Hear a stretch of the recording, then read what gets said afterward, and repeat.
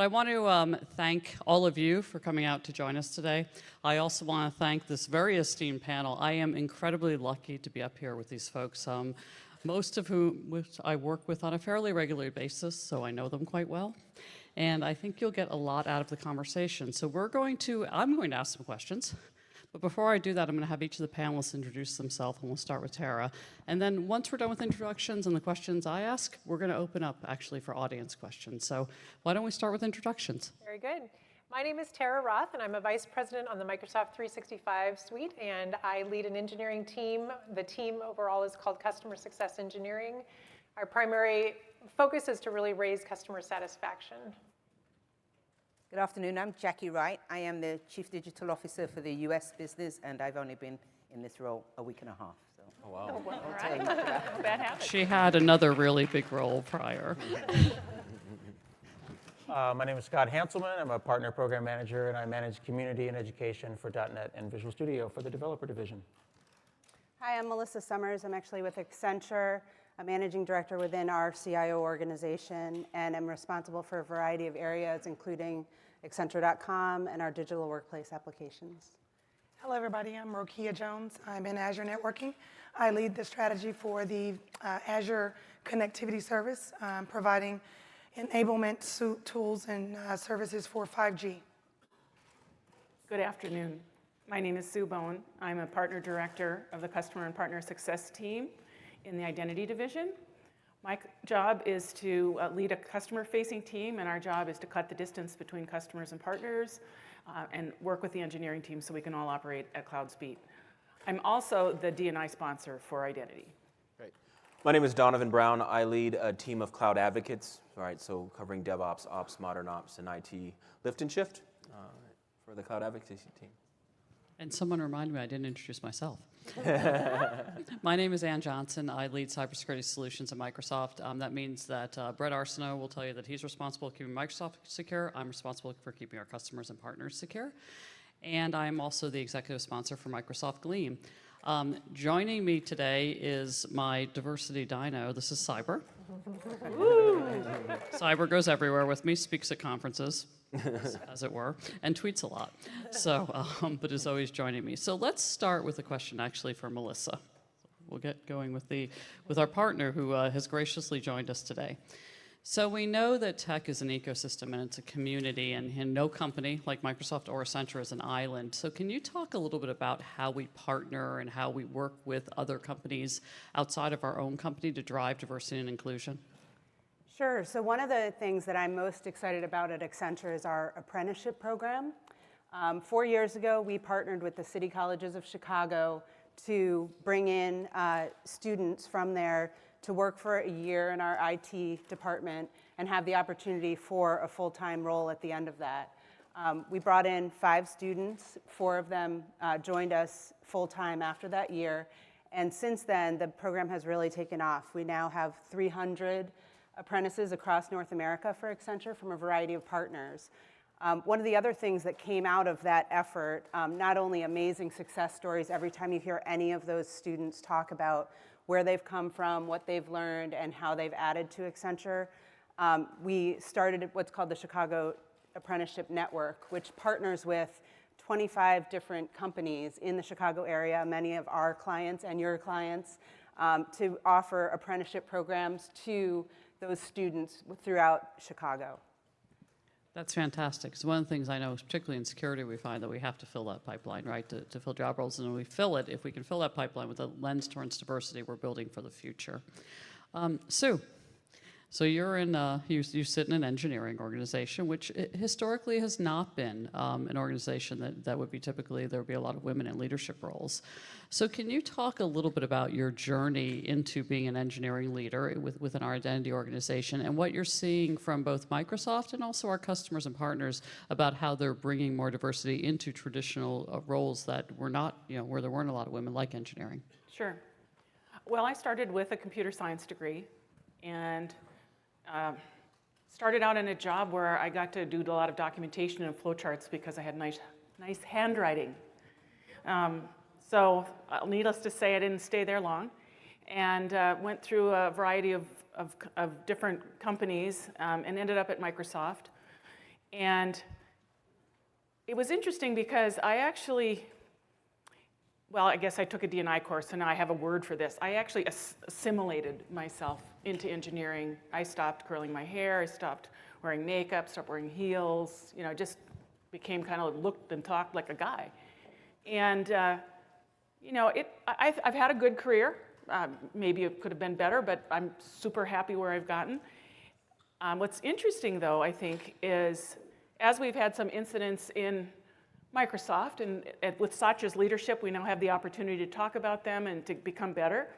I realized I was part of the problem because I had grown up learning how to sort of be in a man's world in engineering, and we decided as a leadership team that wasn't maybe helping us deliver the best work from our employees, so we just decided to do something about that. So we do things like we actually have our top objective and key result for the year, or for the H as we call it, the semester, half a year, is actually about what we do in order to make sure that people can be their best at work and do their best work. We have a story, as we call it, which in engineering is the way we wrap around feature work and talk about it and monitor it. We actually have a story for diversity and inclusion, and we create conversations around that as part of our monthly checkpoints, as we call them, for all of our engineering projects. So little by little, it's happening. And you mentioned how is it happening elsewhere in partners and customers? I'm still usually the woman in a room. Last year I was at a conference in Europe, and I was the only woman from Microsoft, and all of the partners were men. But I think it'll change over time, and hopefully what we do at Microsoft, and you certainly saw a number of women on stage in all of our activities this week, will create hopefully an inspiration by having more women leaders in Microsoft. Thank you. Scott, I'm going to try to take you out of your comfort zone a little because I follow you on Twitter, so I know a little bit about you that maybe the rest of the audience doesn't. As I know, I get the same reaction when people say they follow me on Twitter. I'm like, okay. But two things. One is I want you to talk a little bit about unconscious bias. I've been in tech 30 years. In order for me to survive, much like Sue, I assimilated a little, but I also assumed that there was more unconscious bias than direct bias, because that's kind of a survival technique, right? If you assume that everyone's doing their best and really making their best effort, and a lot of the bias is unconscious, it gives you some survival skills. So I want you to talk a little bit about how we call out and overcome some of that unconscious bias. But then I want you, if you're comfortable, and like I said, I'm going to try to push out your comfort zone. You could be not comfortable doing it. Yes. I want to pull the thread a little bit about covering, because we talk in bias about physically what we can see and represent, but a lot of us actually are covering something that can't be seen and represented, and it leads to bias. And I know from a medical standpoint, you have may have had some challenges there. So the first thing that I feel when I think about bias is that it is something that is unconscious, but if you don't act intentionally, if you don't sit down and question it, just in the same way that you wake up in the morning and you look in the mirror and you say, all right, this is going to be a good day, or I'm going to be intentional about what today is. It doesn't matter how old you are or how long you've been trying to be woke or wake up. You always have these moments. I caught myself literally last week having an unconscious bias towards a younger person because they were, I had been coding longer than they'd been alive. And I was feeling myself a little bit, and I was like, well, you can't tell me. But then I realized that their fresh perspective is as important as my experience, and I, in the moment, caught myself, checked myself, and realized that I'm developing an unconscious bias against younger people in tech, and I'm going to try to flip that and turn that bias into a strength, and try to call for those young people, mentor and sponsor them, so that I can get a fresh perspective. As far as the context of covering, there are invisible things about us, whether it be someone might be a veteran, or they might have PTSD, or they might have an issue of some kind of medical issue. You could have an amputee, but I'm a type 1 diabetic, and I have medical implants in multiple locations. And my privilege is that I can just go like that. But I also need to let my bosses know about that so that I can enable them to make me successful when I travel overseas or across time zones and do things that are difficult for me as a diabetic. And while it might seem like a small thing, I have had moments where someone would see my implants and come up and say, my son or my daughter is is diabetic and I was worried about their future, but I saw that you just did a keynote demo while simultaneously checking your blood sugar and managing all of your tubing. It's nice to know that you can be out there and, representation of all kinds matters. I think that's fantastic, and I agree with you. Representation matters. To that, Jackie, Tony Towns-Whitley, who's a leader at Microsoft, frequently will talk about bias, and she says, I can't cover anything. I'm a black woman. And she said, it's all there. So that being said, that kind of leading you there, what do you, and I really, if you have like 3 things you think we could do today to make a difference 5, 10, or 15 years from now? Yeah, that's a big question, loaded question there. So yeah, you can see that I am a black female in technology. What you also may or may not see is that I'm also an introvert. And coming up here is a big deal for me. So I think, and I'm a thinker, I take a long time to put stuff out there. So all of these things, I think the first thing is about having a social conscience. And I think focusing on your organizational social conscience is really important because you naturally think about we versus I. And so one is, what's the social conscience of your organization? How can you, as you think about what you're doing, make sure it's a we thing, not an I thing? The second thing for me is about self-awareness as an individual. If you're self-aware, you will know, as Scott mentioned, he had a bias towards the young person. You may have a bias for something conscious or unconscious, but your self-awareness helps you become more inclusive. So that's the second thing. And the third thing for me is being empathetic as an individual, as an organization, as a team. And I think if we may think about prescriptive, structural types of activity to do things, but this all stems from who you are, the ethos of who you are, your social conscience, your self-awareness, and your empathy. I think that's incredible. And I think the way you started with you're an introvert, and this takes a lot. I'm an introvert. People don't realize that. After this week, I'm going to go hide for about 2 days. I want no human contact. I'll be with my dogs. But I think that in tech, there are a lot of introverts. So when you see people, and this is, I'll talk just 1 second about where I can be a little, I don't even say biased. I see people in the hallway that I know that I've seen on stage or I've seen online, and I expect them to be that same effusive, hey, Anne, great to see you. And I get, sometimes I'll get a little offended when they're a little awkward. But you know what? I'm horribly awkward. So we have to remember that people aren't always their public presence, too. And I think that being that self-aware and having empathy is incredibly important there. Tara. Your role in customer success engineering, obviously it's very important that our customers are successful, but I also am frequently concerned about the bias we're building into tech. And there was even yesterday, there was a medical, I can't remember who it was right now, but I was reading an article that there was a medical piece of software that was written and using machine learning that they found out was biased. No surprise there. But how do we future-proof against that? How do we actually future-proof against bias in the tech, not just the humans, but actually in the technologies that we're producing? Yeah. So like you were talking about, I lead an engineering team called Customer Success, and our primary focus is to improve our customer satisfaction. I want to tell you just a little bit about an event we've got coming up because I'm very excited about what our engineering team is doing. Under Satya's leadership, we've been focusing a lot of our time and energy on changing the culture and how we work together. And one of the things that we talked about in the leadership team was also taking that same idea and applying it to our products. And so we, as a leadership team, each picked what we are calling a customer hassle that we think can improve inclusion in our products, and trying to take it from an internal focus in how we work to having our products help showcase our values. And so each of the leaders chose a hassle to work on. The gentleman that leads the security team picked a hassle related to how can we improve the bias and understanding of how we're looking at security of M365. The hassle I chose is about adding a feature, hopefully, we'll see if this happens, but during our Fix, Hack, Learn event in 2 weeks, my intention is to lead a V team where we help others in our organization understand how to pronounce somebody's name. So I don't know yet where we'll integrate it into the products or how we'll actually build it, but the idea is I want to create a more inclusive set of products that our customers can utilize. So those are just a couple of examples of the ideas, but I'm excited that the security leader really was taking the bias focus seriously and creating a V team around that. Excellent. Rokeo, we talk a lot about allyship.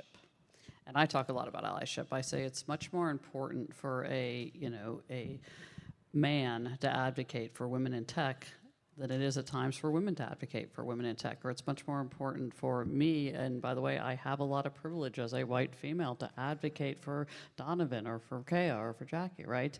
So that allyship is incredibly important. Can you talk about how we build up those, give practical advice to our audience on how they can be great allies? Well, I'm glad you picked that question because I really like this topic. I think first off, allyship is a new term that we've started to introduce into the marketplace. I think it's in support of all of the D&I work that's been done over the last, I'd say, 5 years. Well, this kind of is an all-inclusive act that we all can take advantage of. Often, most people think allyship is just those that are not in minority state or those that are not underrepresented. And yes, for the majority, it is those types. But it also can apply inside of your own ethnic group as well. For me, I've had great allies over the years, whether it be females or males, that I've built relationships with, and I really owe some of the success that I have today to those leaders, and you all know who you are. But for an example, an ally for me is a person that is brave. First off, you must have bravery. So if you're a brave person or you like to act in a brave manner, this is a way that you can showcase, whether it be in a meeting, closed meeting, where you speak up, or maybe you recognize that Donovan over here was talking and his comment wasn't heard. His idea was just skipped over. These are times that you can kind of step in and say, hey, Donovan, I heard that you were saying X, Y, and Z. Kind of bringing the conversation back to what the person was saying, because often in those rooms, maybe small or big, minorities are often forgotten about or not listened to. And those are times that we need to make sure as allies, if you take that role, that you show up and be brave and kind of circle the conversation back. Another example would probably be when there is an opportunity that you hear about, and you heard through the grapevine, maybe the person didn't talk to you and say that they were looking for a job, but you heard that someone on the team was going to be leaving the team. Now, an ally in this case would say, well, Ann just talked about a role. I heard her in a meeting we were in yesterday, and maybe I'm not friends with Jackie, but Jackie was looking for a role, and this is just an example. I would say, oh, well, pull Jackie to the side, and I'm the ally in this case. Jackie, hey, not sure if you're looking, but if you are, I heard that there are some opportunities over in Ann's organization. That is another way that you can act as an ally. And if you are closer to Ann than Jackie might be, then you would say, would you like me to give you an introduction into Ann? Because Ann's looking for someone, and I think your skills would be great. That's a way that you can act as an ally. Lastly, I think a great way to act as an ally, where if you're an introvert and you're not very vocal and you don't want to speak up in those rooms, we also have LinkedIn, which is a tool that you can use to put recommendations on. So if you found that in a meeting, Donovan or myself, I showed up and you were impressed, well, send me a note on LinkedIn. Ask me if you can maybe provide a recommendation, provide some insight that others might not see in that meeting or in your office space. So, and those are some ways that I think that allies, if you're wanting to become one, these are ways that you can do it, whether you're an introvert or an extrovert. I think that's fantastic. And one of the things that, we use a lot of Teams here at Microsoft, right? If you have folks that are in meetings and they're on the phone, be the person in the room that's including them in the conversation, because it's incredibly hard to be included in the conversation. And if you are an introvert, or maybe if you're someone that's used to being overlooked, you're not going to assert yourself, especially when you're on Teams call. So Donovan, I didn't just save you for last, I saved you for last intentionally. Okay. You've led a lot of different teams at Microsoft, and you've had the opportunity to hire and bring folks into the organization.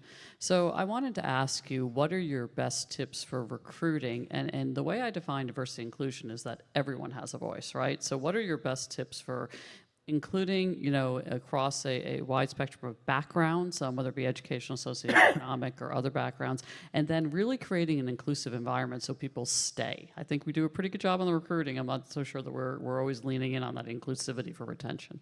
It's a lot of listening as a manager that I've noticed that I have to do. And it's listening for things that aren't going to be necessarily vocal.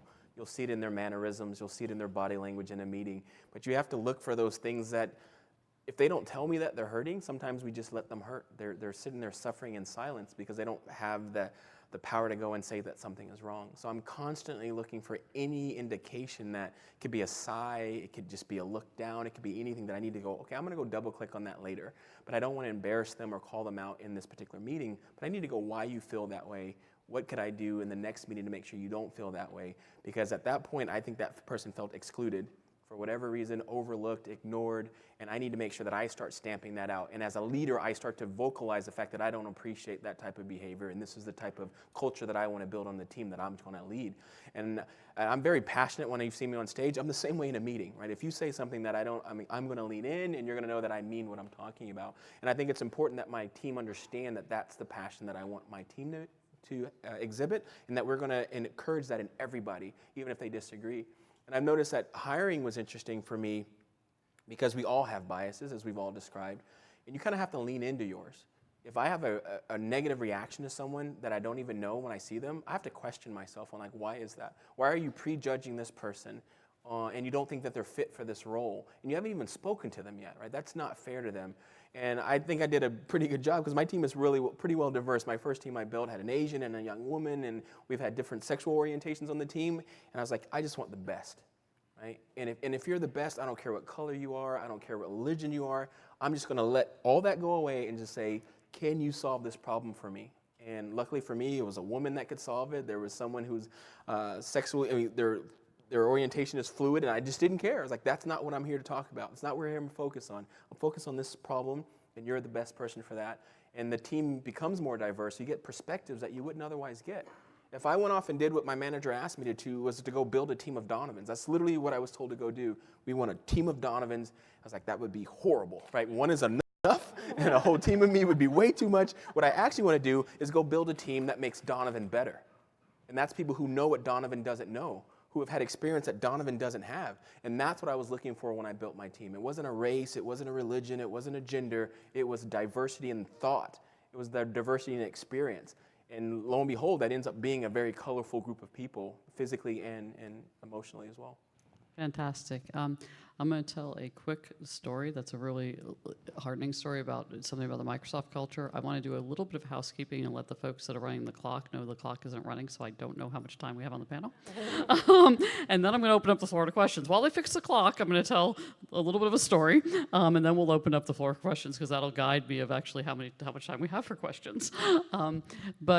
So I had a woman approach me a few weeks ago who I know well and is in one of our engineering organizations, and she's an Asian Indian woman. And she was really frustrated about an experience she had in a meeting where an Asian Indian man came in the room, and he shook hands and said hello to every other man in the room, and he ignored her. And then he sat down. And she called me and she said, I'm really unhappy with this experience, but not only that, and she was looking for guidance, right? She said, it happens frequently that the Indian men in this organization ignore the Indian women and dismiss us and dismiss our comments and ignore us. And I was like, wow. I said, okay, something culturally I obviously don't experience. And she said, and she had, she's not been in the U.S. very long. And she said, well, this is just very cultural, and that's why I left India. And I was like, okay. She was quite upset.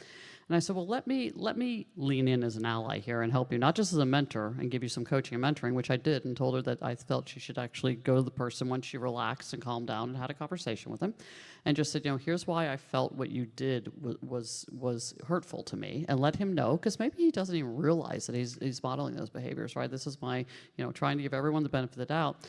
But I also, the heartening part was I called the senior engineering leader in that organization who I happen to know, and I said, hey, and I said, I just want you to know that this woman in your organization experienced this. This is how she reflected upon it, and this is why she thought it occurred. And she also thinks it's a systemic problem in your organization. And his response, and I was like, okay, I said, I'm trying not to walk across the line too far here because it's not my organization. But his response to me was so heartening. thank you for letting me know. I was unaware. I'm really disappointed this experience happened. I will address it throughout my organization.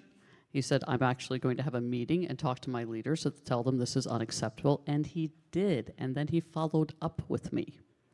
And I was like, that is the way to truly be an ally on his part, right? I was showing some allyship by just letting him know this, but he not only committed to taking action, he reflected on it, he internalized it, and he took the action. And I was like, wow, that is the type of things that it's going to take if we're going to change the culture and that unconscious bias, because I do think this may have been a reflection of just some ingrained behavior, right? We all are a reflection of how we grew up. Every single one of us, what's inside of us is a reflection of our life experiences, how we grew up and the experiences we've had thus far. We all have biases. I have my own. Right? And we all need to be that self-aware and show empathy and then act on those biases. But we have 30 minutes left, so I would love to take questions, and then I do have questions I can continue to ask the panel, but I think you'll all get more value out of this. You have a really broad range of experiences on this stage, a great group of people, and I believe you can ask open questions, so I'm going to open up the floor. Question. Can you hear me? Oh, hello. I have a question. I'm really interested in what you spoke about women in power and taking on sort of the traditional powerful role, which is more of a masculine role than a feminine role.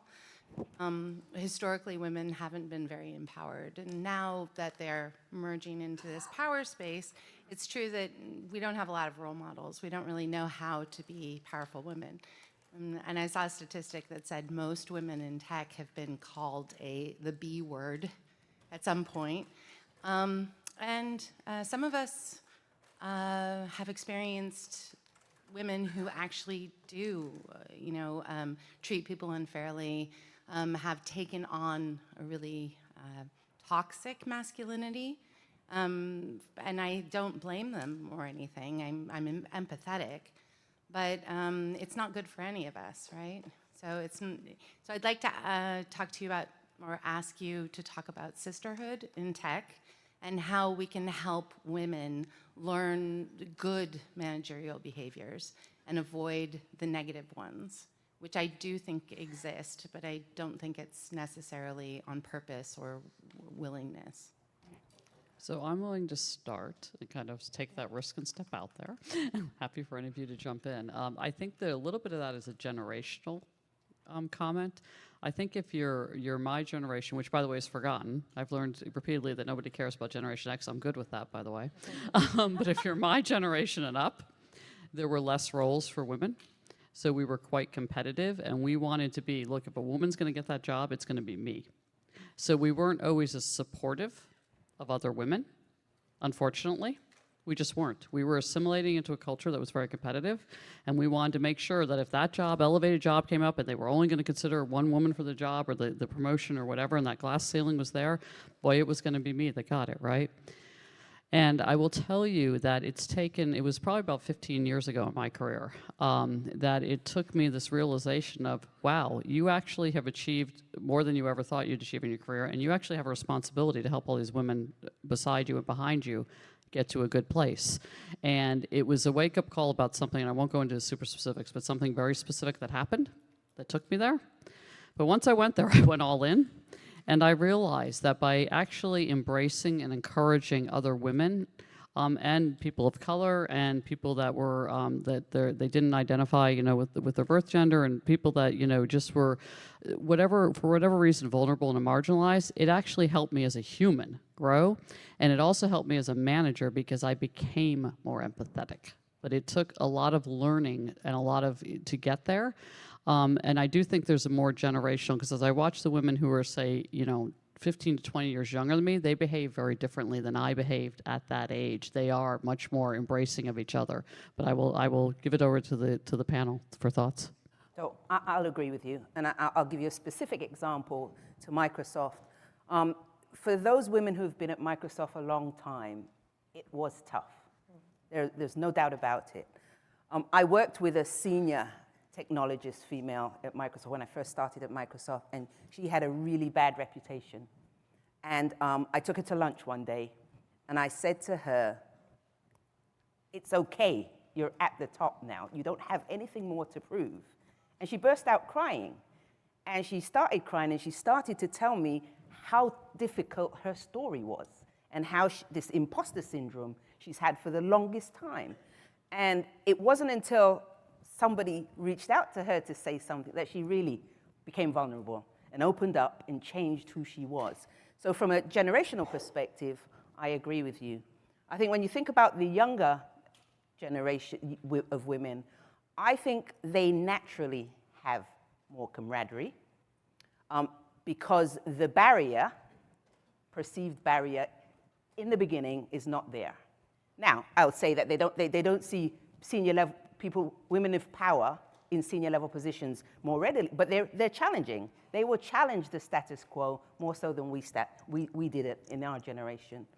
I also think it's important for the allyship to continue in a way that breaks down barriers.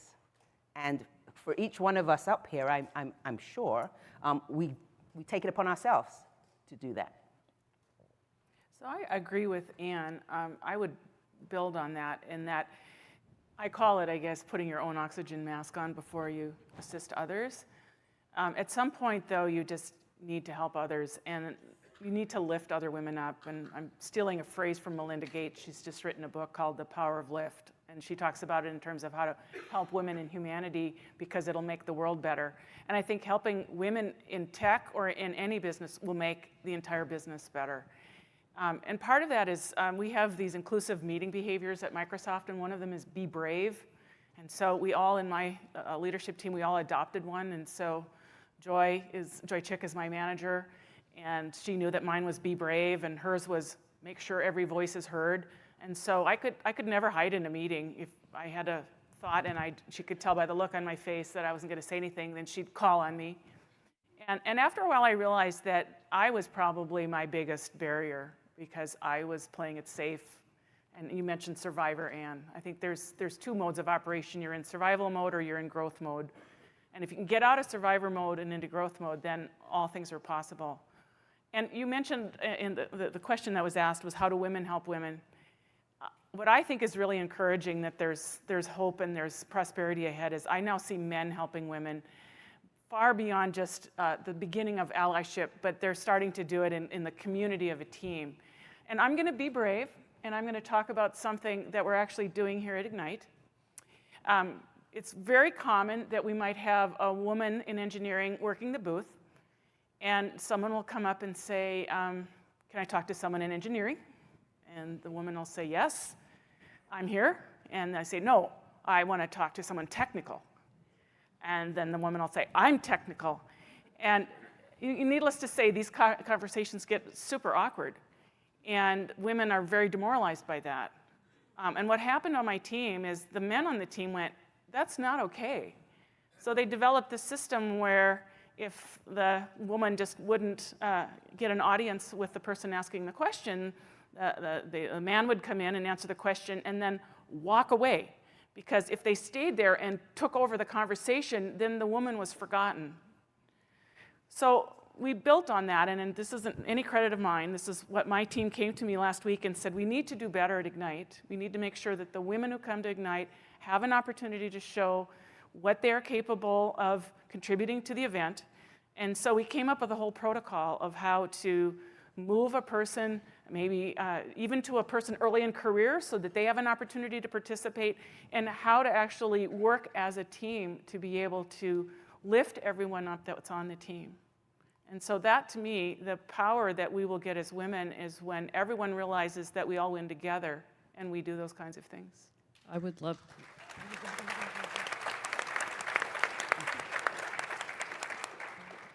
I would love to hear, I'm going to put either Donovan or Scott on the spot, your thoughts on this. I actually think that Melissa had a thing that she wanted It's you. So it wasn't on the same topic, so if that was a... You sure? Yep. Okay. There's a buddy of mine named Anwan Simmons, A-N-J-U-A-N, and he has a talk that he's given that you should go and Google with Bing for, that's called lending privilege. And I think that that's one of the things that men can do in these situations is to lend our privilege. if we are asked a question, say, oh, well, in fact, this is the right person that you should speak to, and then just step back.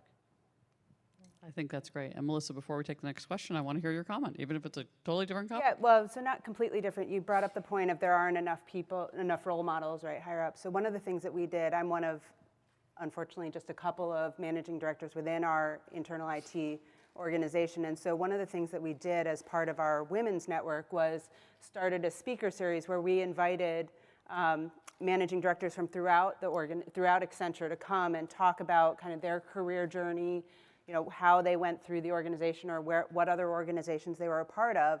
And this started as a way to provide those opportunities for our female employees to see people in role model positions. But what we've really seen is like the whole organization has really embraced this. And we have, you know, all sorts of allies saying, hey, I have a relationship with this woman. Why don't we have her come and talk? You could interview her, I could interview her, like that sort of thing. And it's really taken off. It's been really great to have all of our employees be able to benefit from these different career journeys.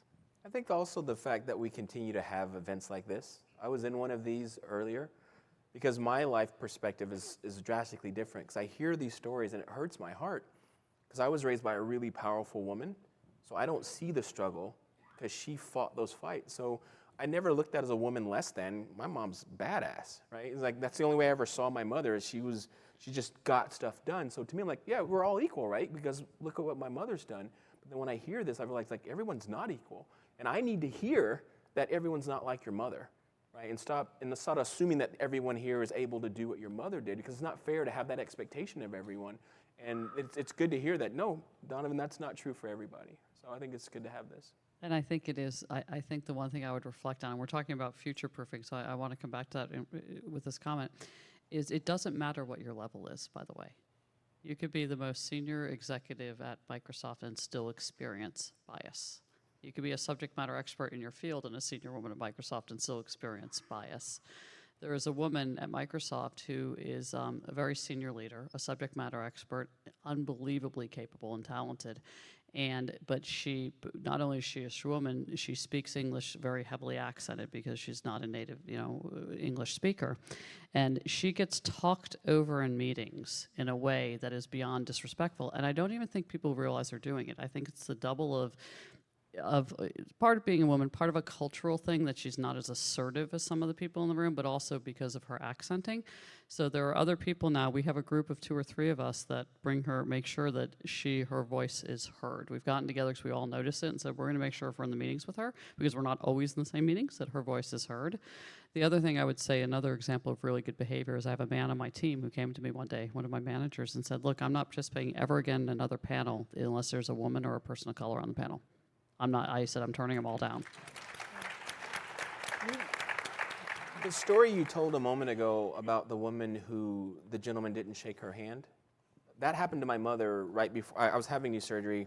The doctor comes in, shakes my father's hand, he shakes my hand, does not shake my mother's hand. My mother politely said, I can also shake hands too. So how do we get women to just go ahead? I love your mother.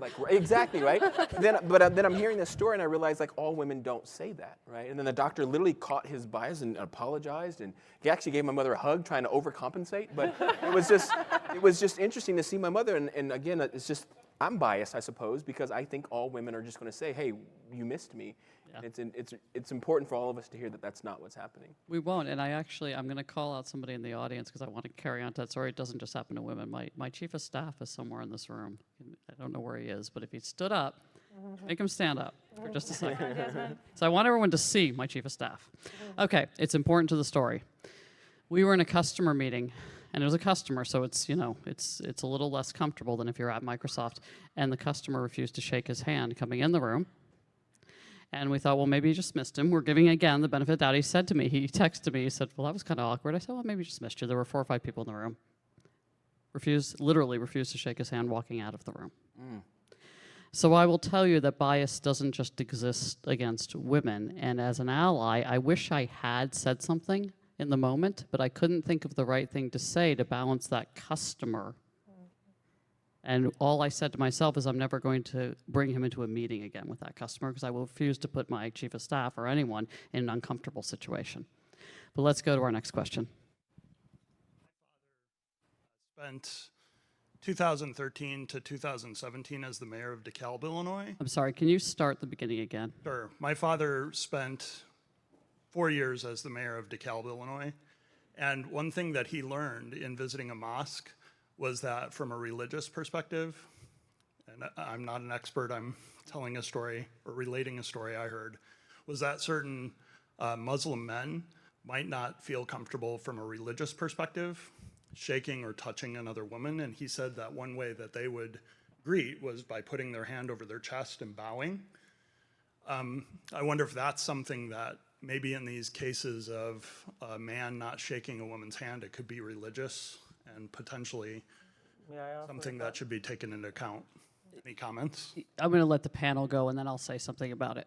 I've been very blessed to travel extensively and filled a couple of passports, and I have found that whether it be religious, where someone is hijabi and doesn't want to shake hands, they bow instead, or is a germaphobe and fist bumps or elbow bumps or whatever, everybody's got a style, and there will be a moment where you'll go like this, and a complete rebuff, of course, is offensive. But I've got a cold, or I don't shake hands, or I don't shake. I've been somewhere, spoke to another speaker, and said I don't shake hands with men. I go, well, nice to meet you, and you move right on. That's about inclusion, because what inclusion is the opposite of exclusion. So we exclude no one, and you roll with it. Being rebuffed certainly is inappropriate, but rolling with their style or their culture makes a lot of sense. It does, and that's all I was going to say is in order for us to be inclusive, we actually have to include everyone, and which means there are certain, there are Japanese men that won't shake a woman's hand. There are Jewish men that are very traditional that won't shake a woman's hand. There are Muslim men that won't, and I recognize those when I'm in those cultures, and sometimes I will ask. I will say, is it appropriate, right? Because I may not always know by looking at them. And check in right? ahead of time, right? There's always have a game plan before you see the customer or you go to the dinner party. And ask if you're traveling, when I go to places in the Middle East, I'll ask my companion peers at Microsoft, what is the appropriate culture? Because you also can't assume just because someone is Muslim or Jewish or Japanese, they're not going to shake a woman's hand. There are certain more traditional. So that's part of being inclusive, right? And when I say that in a meaningful way, because I'm just going to put this out there, I hear from a lot of white men that they don't feel included. And I say part of being inclusive is you are inclusive, and that includes that everyone's voice is heard. And I drive that a lot with my team because it's incredibly important that everyone feels like they have a voice. If you're not including the white man any more than you're including me, then you're not being inclusive. And that's, if you're not including the religious person, you're not being inclusive. So you have to be respectful, and that's that empathy. I'm going to go back to Jack. I love it. It's the empathy. All right, next question, please. Can I just add one thing Please. to this?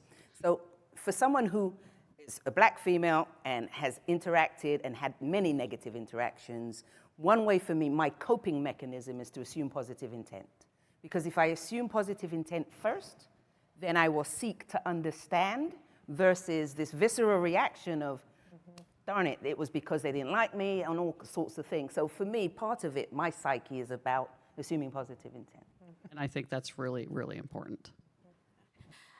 Hi, I work for a federal agency, and I was 2 years previous, 2 years in a row, I was on what we called our employee engagement team, where we were tasked with evaluating our agency scores for the Federal Employee Viewpoint Survey, and we were to help our organization's leadership with providing them recommendations and helping them implement programs for improving our employee engagement scores and our overall FEVS scores. FEVS is Federal Employee Viewpoint Survey. So what we found was for several years, our employees who identified as having disabilities actually had lower levels of employee engagement, even lower than the government-wide average. And if you've ever looked at the government-wide average for employees, federal employees, it's consistently low and it's pretty bad. And we were lower than that. So one question I have for you all is, do you either have programs or have recommendations for improving employee engagement for employees who identify as having disabilities? Satya has we've been making accessibility a priority at Microsoft lately. And I remember I'm colorblind. So it's one of those disabilities you can't even see, but it affects me every day, right? I don't know what color the lights are. I'm a big DevOps guy, if you know me, and our agents would go offline or online, and the only way you would know is that they were either green or red. So to me, I never knew if my agents were online or offline. And then when I challenged the engineers, like, Donovan, just hover over it, there's a tooltip. I'm like, and I'm supposed to just know that? Right? And then now it says online, offline, clear as day. You need to have both of those type of things. So at Microsoft, Satya also has a child with disability. And I think that's something that he knows this intimately. And now we have entire teams that are talking about making sure that our products are accessible. And I remember I was in a room, I was talking about how hard it was for me to use it, and another guy in the back says, well, I'm completely blind, make your products even better than that. And I took that personally. I was like, you got it. And I went back, and that's why I found out that we had all these initiatives, because I was trying to figure out how I could make it better and got tied in. So it's something that we do very seriously at Microsoft. There's a national average, and Satya has deemed that we're going to meet above average, and we're all trying that on every product team that I know of at Microsoft to make our products more accessible. I'll echo that. When Satya first started as CEO, that was one of the first things that he really pushed us on as an engineering team. We had, I think, fallen behind, and when you were looking at the customers and what they were choosing, they weren't choosing us because of our accessible features. And so we poured a lot of energy into creating scorecards across our entire division to make sure that we upped our game. And now it's so awesome to see us winning these large contracts, and it's because of some of the accessibility features that We even open sourced the library. We've open sourced our tool set. We started to centralize on a control library because every team was doing it differently. Developers weren't looking at that as quality, so we've changed their mindsets, right? This is something that you're thinking about up front, not trying to bolt it on later. And now that we have this common controls, when you drop it into your product, you already have accessibility because we designed it into the control itself, right? So it's allowing us to do this on a much more broad scale as well because we're taking it serious. To make sure that we do touch on what the young lady's question was, specifically to employee engagement as well, we've got specific hiring programs around autism. We do. I've had people on my team who are dyslexic, and these are simply accommodations that one should make. If someone needs this particular font because they need, or they want an extra pair of eyes to review a PowerPoint deck, I don't think of that as being a weakness. It is simply an accommodation that one would need, whether it be a wheelchair ramp because I simply want to get here, or I could use an extra pair of eyes because I might have gotten these numbers wrong or these words wrong in this PowerPoint. We are happy to accommodate, and we try to do whatever we can. Melissa, do you have a point of view from Accenture? So I actually have the honor of running our accessibility remediation program within internal IT. So we're on a journey. We're aiming to have most of our interactions be accessible, and it's amazing to get the feedback from our employees where we've been able to put something in place that they may have had to ask someone for help at the beginning of their day, which is kind of demoralizing, right? Like, I just want to get going and get started. So there's a variety of work streams that we're working on. Just a couple weeks ago, some of our leadership was here meeting at the EBC, and they met with Jenny, and it was a really, really exciting discussion, and I expect more partnership around both of our companies around the accessibility journey. Yeah, Jenny LeFlore, who's our Chief Accessibility Officer, is really driving it at Microsoft from a hiring, and that's what I was going to point out, Scott, was the hiring programs, from how we're building inclusive solutions. And it's personal for me. I'm completely blind in my right eye. Most people don't know that. So for me, it's a very, I take it very, I told her that story once because I've covered it, the covering topic, my entire life, because I felt it was a weakness. And finally, I feel like there's a safe space I can talk about it. Anyway, next question, please. Hello. So I've been reading a lot about growth mindset, and so you referred to it for being brave. And Tara, you mentioned about creating a great culture. One of the things that I've been reading about is actually about Microsoft and Satya himself, sort of as a great example of a CEO with a growth mindset. And so I was really intrigued when you mentioned the leadership team coming together to create a great culture. Can you expand more on that? What are you trying to do, and how do you change culture across such a huge company?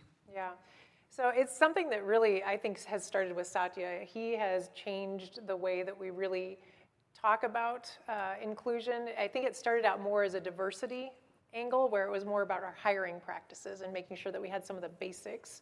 And now this year, I think there's been a little bit of a good shift to more of an inclusive focus, where we're really trying to make sure that voices can be heard. People can come in and do their best work. And so that's been a huge transformation, I think, for the company. And just I've seen a lot of conversations being opened up between employees and making it okay to have those conversations. There's also a lot of scrutiny. There's surveys. So the previous question was about some of the surveys that had been run. We have surveys at Microsoft as well, one that is done annually that we call the poll. And then every month, there's also a pulse survey getting sent out. And as leaders, we look at that data and we look at places where we have challenges or where we have great things happening and try and learn from those best practices. But I think really, to me, it comes down to opening up the ability to have conversations amongst the employees and really bring it to the surface so that people feel like they can bring their authentic self and do their best work. And some of the training that we have, like the mandatory training that we have at Microsoft, we have this diversity and inclusion and the unconscious bias actor training is unbelievable. I mean, the training, it's training you want to engage in, and then you leave there so much more, feel like you're empowered to go do the right thing. I remember one of them that I took, the woman said, so how many of you have an accent? And a few people raised their hand, and she said, everyone in this room should have raised your hand. Because you all have an accent, right? But we don't see it that way. And it's like just that one little thing, like, well, holy, I need to rethink everything that I think I know about everything, because it's true, everyone in this room has an accent. And that type of engaged training wasn't just watching these videos. These are people coming to you, acting out skits, not shaking people's hands, and saying, what did you just see in that scene? And let's go have a really good dialogue over it.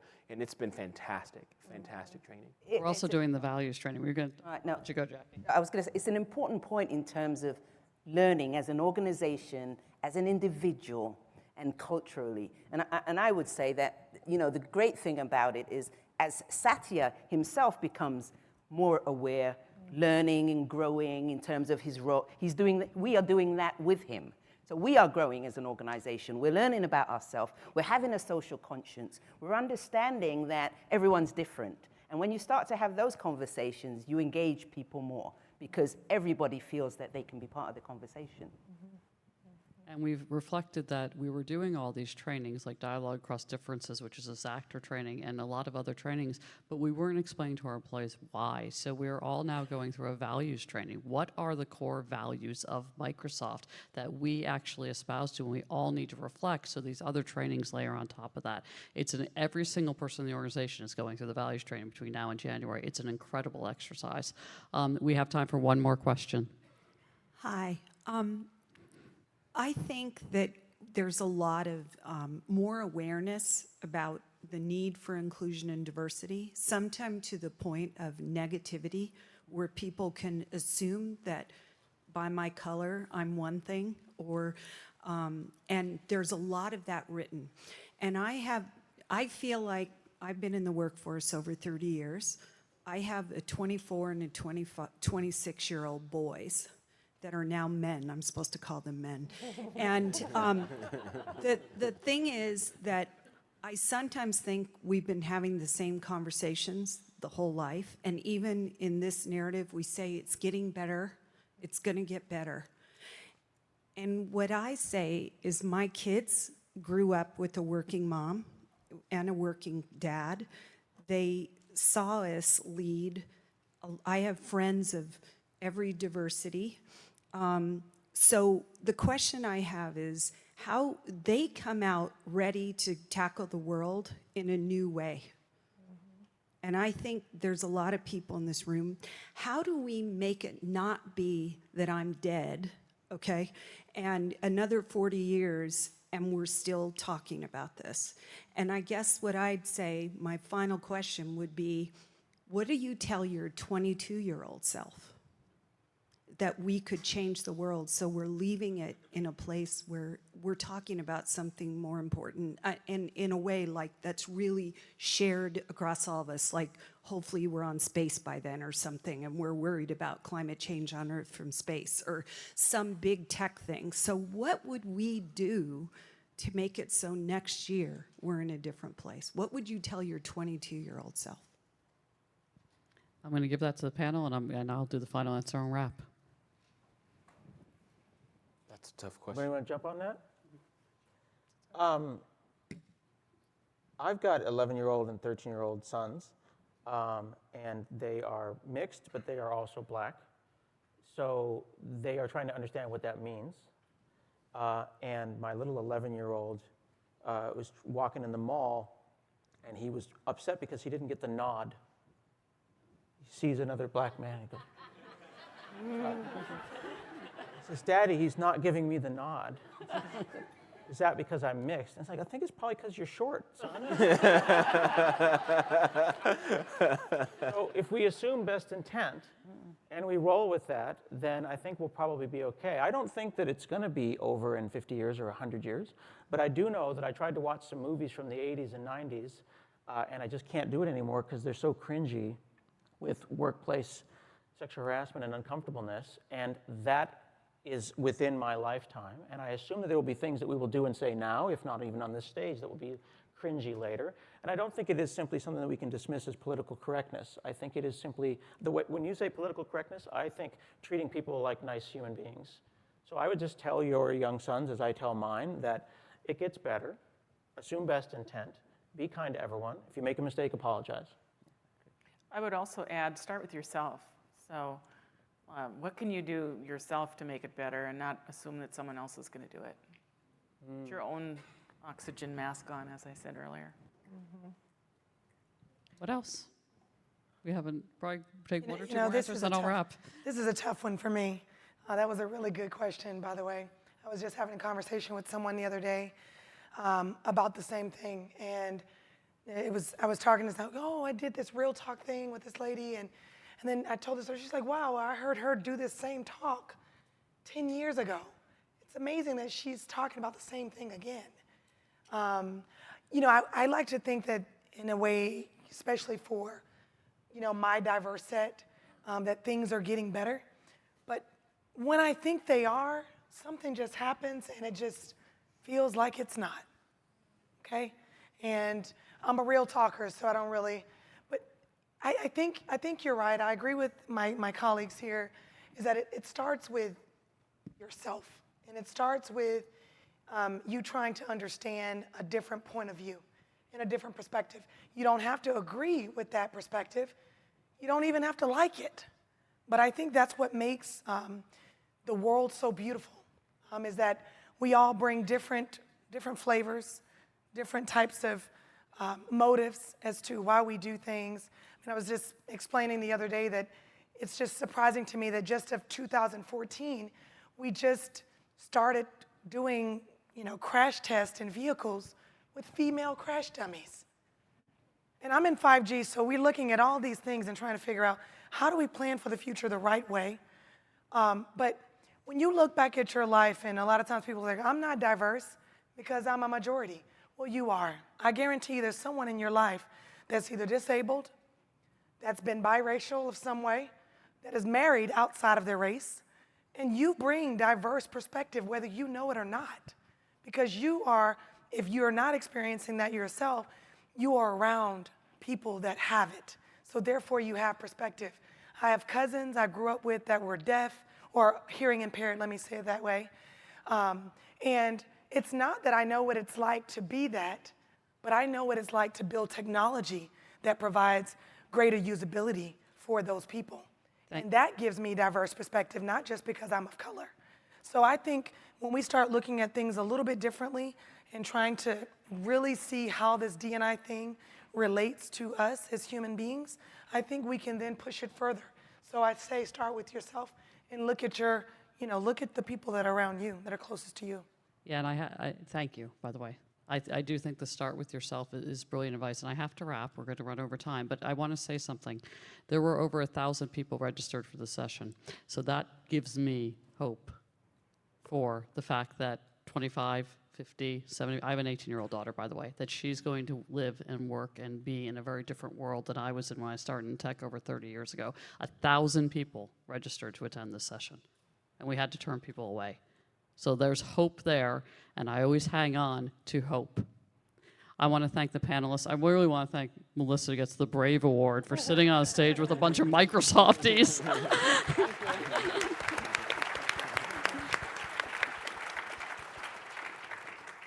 And I want to thank all of you, because you give me hope. You've sat here, you've been attentive, you've listened. The folks I can see are engaged. Thank you so much for being here. Have a great rest of the Ignite.